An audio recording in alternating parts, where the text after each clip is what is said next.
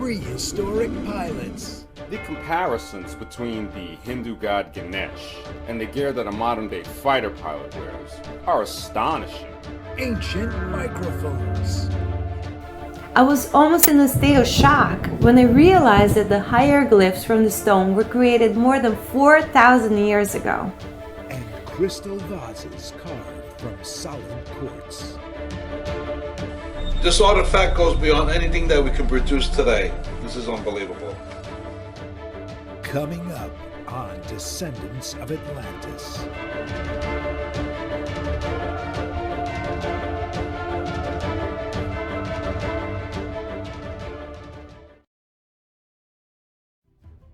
There is a lost civilization which created a planetary network that gave us a worldwide paradise. But then, a cataclysm fractured our Earth into the countless ancient artifacts we see scattered throughout the world today. In search of our true beginnings, we start to find one another, putting pieces of our puzzle together and slowly remembering who we really are.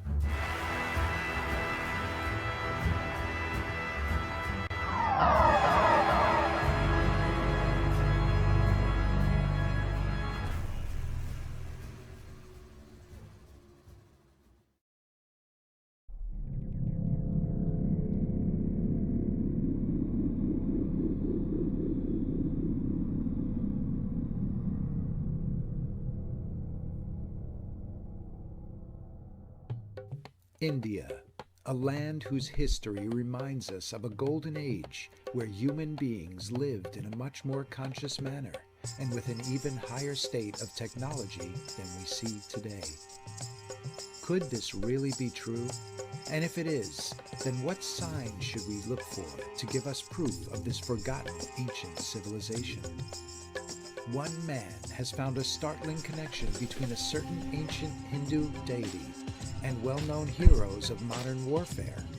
The deity is Ganesh, and the hero is the modern-day fighter pilot.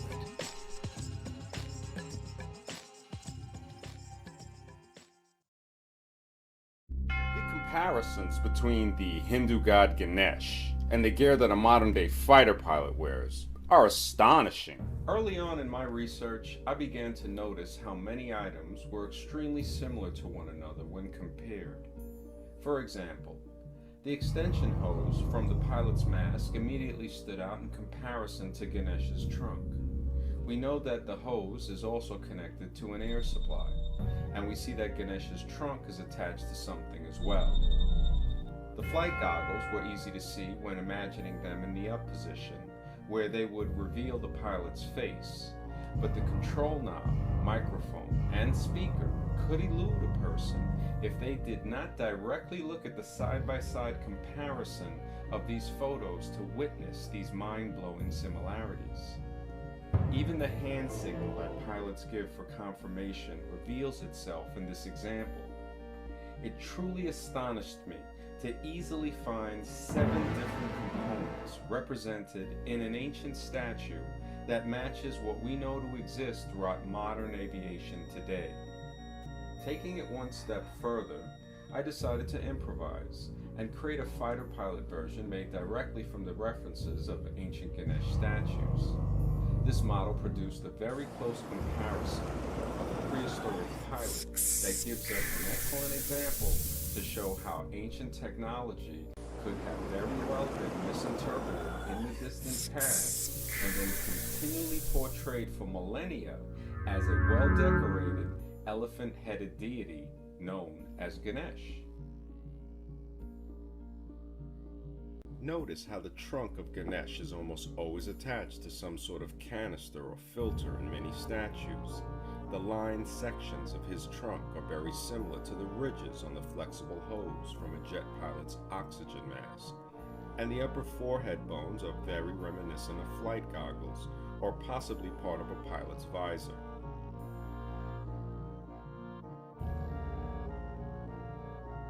Could the many representations of the Hindu god Ganesh being portrayed as having the head of an elephant really been our ancient ancestors, attempting to explain some type of breathing apparatus that they saw on a prehistoric visitor.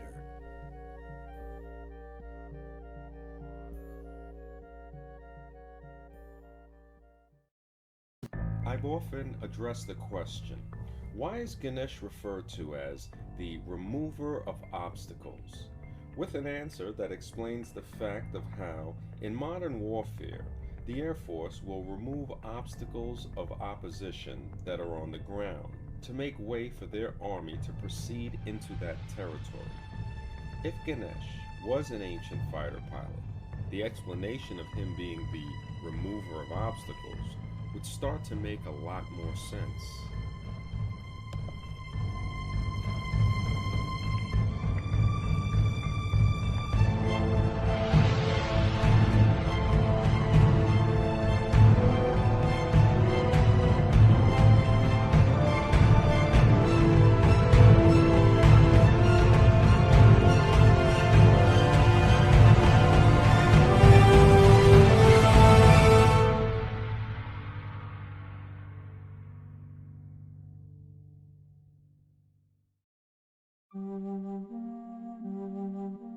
It keeps us wise in remembering the fact that symbolism in ancient art really does have a relationship with explaining misunderstood visitations, and modern-day cargo cults prove this fact.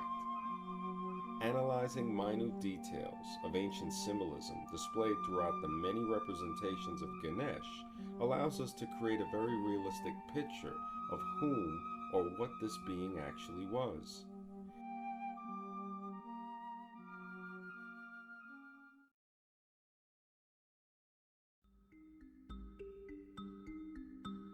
Were ancient cultures visited more than once throughout the course of centuries or even millennia?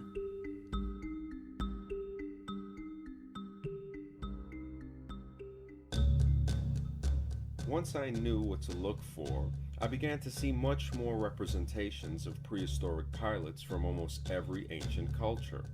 There were even what appeared to be models of what could only be explained as Ganesh, but they were from a civilization that was supposedly untouched by India's Vedic influence. And this was not only due to a physical distance of location, but also from intangible distances throughout time.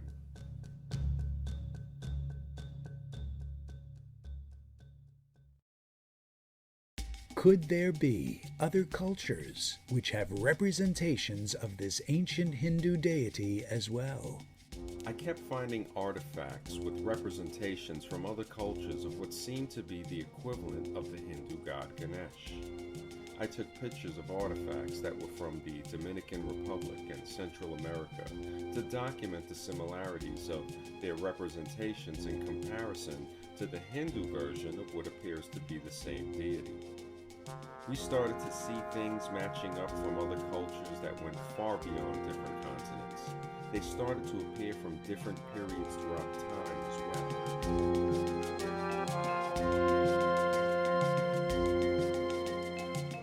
Is it possible for a variety of prehistoric people to continue the remembrance of ancient visitations that transcends cultures and even the immense span of time? And would the cultural representations of these ancient visitors still be similar to one another because they were attempting to portray the same beings which they both encountered?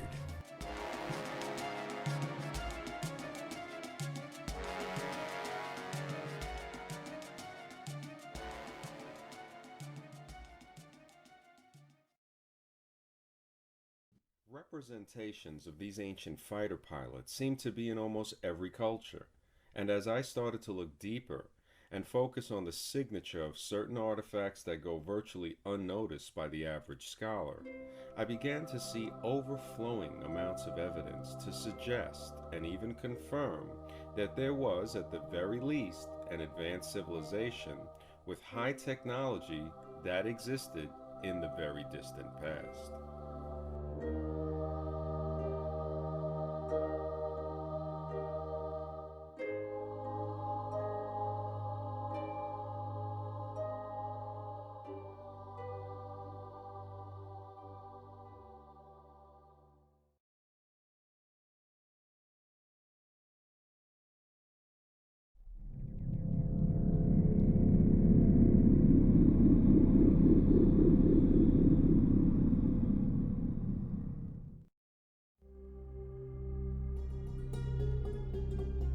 Egypt, an ancient metropolis of amazing wonder.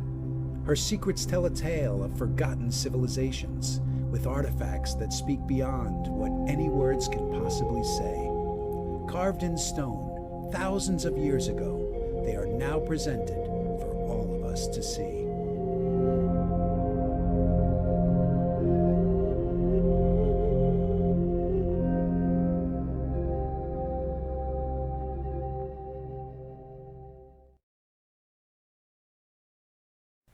Unlike literature works that can easily be lost in translation, this message is printed directly in stone and contains pictographs that can express its meaning in a direct manner that goes beyond any known written language. I closely inspected the tablets to make sure that what I was seeing was actually an ancient microphone carved in stone. And in doing this, I immediately began to notice details of what appeared to be a type of a mesh of some sort of screen, which is similar to what we see covering the top of microphones today. The appearance of this screen with the rim of a coupling device below it, accompanied by what appears to be sound waves emanating from the top, create an incredibly strong signature of this device being associated with the sonic projection. Could there be other representations of ancient microphones carved in stone to verify the first microphone tablet? The fact that there is more than one representation of what appears to be an ancient microphone displayed in stone immensely adds to the validity of this archaeological find.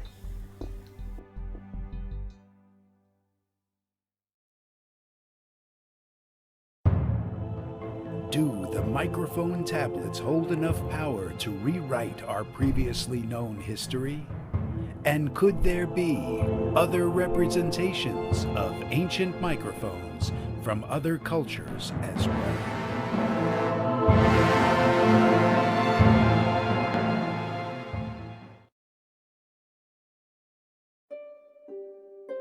If these carvings are ancient representation of a device that has the ability to project sound from a handheld object, I wondered, are there any other archaeological finds that would reinforce the validity of the microphone tablets? And the answer is yes. I was astonished to see ancient gold statues of canine-type beings holding what appeared to be microphones. And to deepen the mystery, these artifacts were from an entirely different culture and on a continent that is separated from Egypt by the Mediterranean Sea, the Atlantic Ocean, and the entire Caribbean Sea. The sonic wolfmen equipped with microphones and speakers were found in Colombia. They were casted in gold well over 1,000 years ago, and these amazing artifacts still continue to defy modern explanations up until today.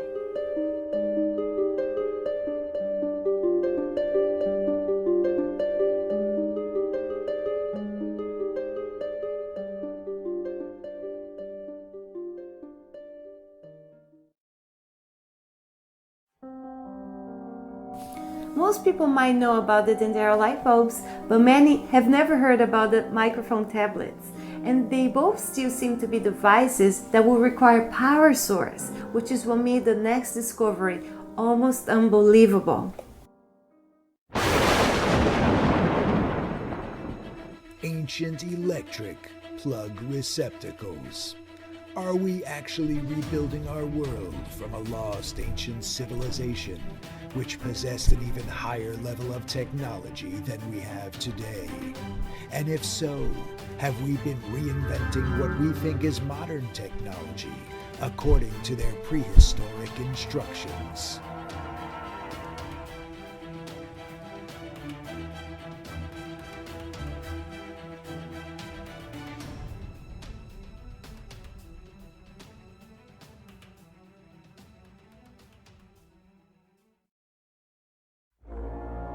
When I studied the carvings of what appears to be an ancient electric plug receptacle, I saw what it seemed to be something reminiscent of the ancient Baghdad battery artifact attached to a plug receptacle with a cord. I wonder if this is what supplied the power to the receptacle. And this could be easily one of the ways that they power those ancient microphone and light bulbs that we see carved on so many stones.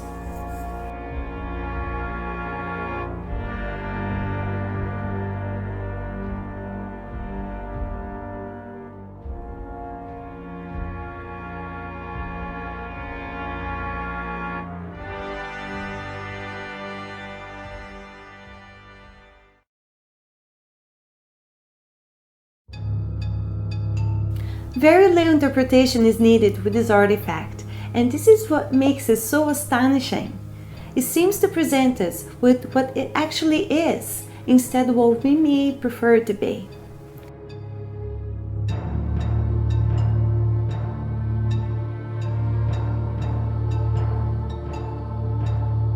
Four representations of ancient microphones were casted in gold, and two more were carved in stone, to relay a message of historical events recorded by our ancestors, who created artifacts to tell the story about what they encountered.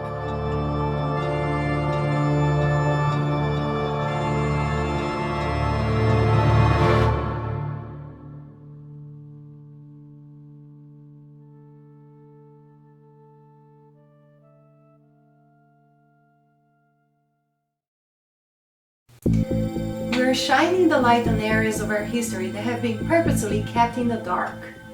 The existence of an ancient prehistoric civilization with high technology is a very realistic possibility that we must face in order to really know where we come from.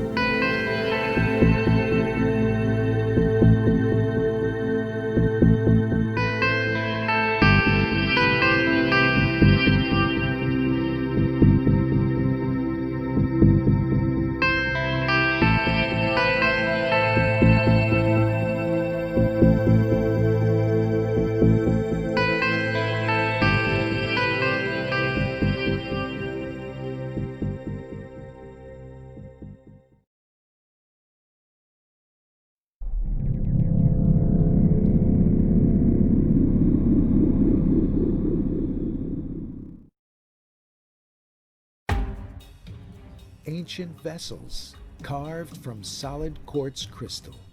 In modern days, when a stone is flawed or fractured, we know that it is almost unworkable. But the ancient artists that created these phenomenal masterpieces displayed a skill that challenges any craftsman to reproduce, even with modern tools.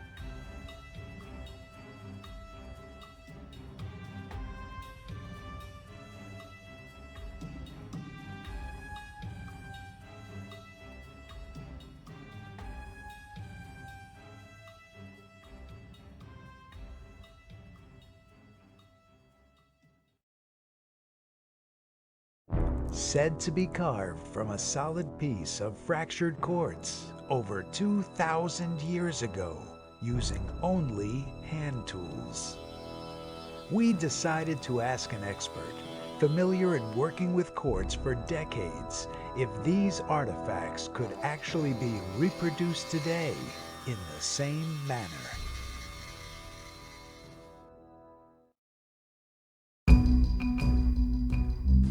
You asked me to make these for you, and I can't think of anybody else who can possibly do this job. This is some sort of industrial type grade production. Perfectly beveled edges. The first problem is the angles that are on these vases. It causes serious questions to how the one thing I'm really sure of, that this wasn't created by any type of chisel. Could they have been machined?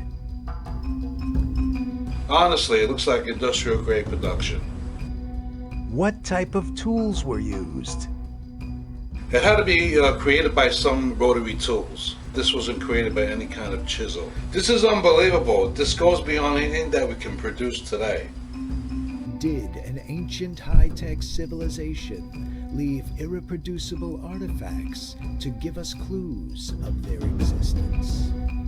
I work with stones for decades, and this is beyond anything that I've seen in the commercial market today. Are the ancient crystal vases beyond what modern-day technology is actually able to produce?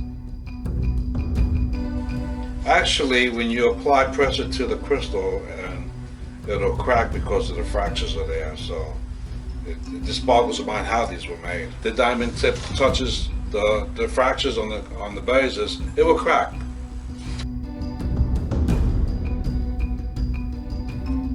This artifact goes beyond anything that we can produce today.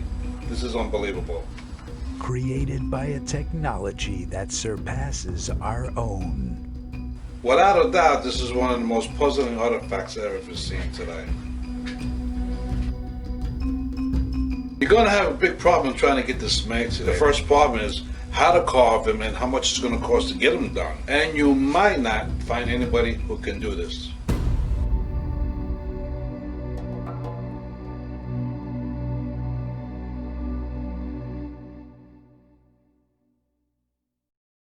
Thank you for watching, and please remember to join us again as we continue the search for ancient, high-tech, lost civilizations.